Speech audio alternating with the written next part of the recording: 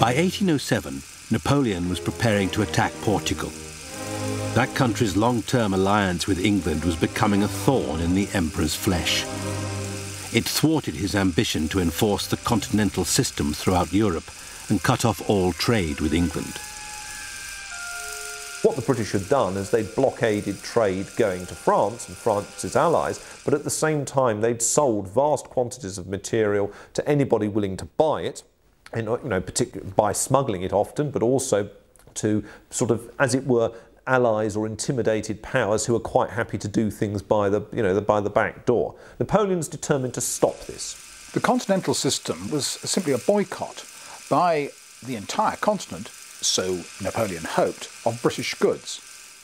He realised that, especially after Trafalgar, there was no way in which he could get at the British directly because of Britain's maritime supremacy, but he believed, with some justification, that the British economy rested on export or die.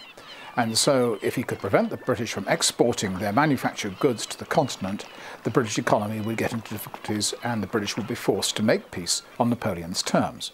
He thus, at the Treaty of Tilsit and in the Berlin Decrees, introduced the Continental System, whereby no continental power was allowed to trade either in British goods or handle British ships or British goods coming in via neutrals.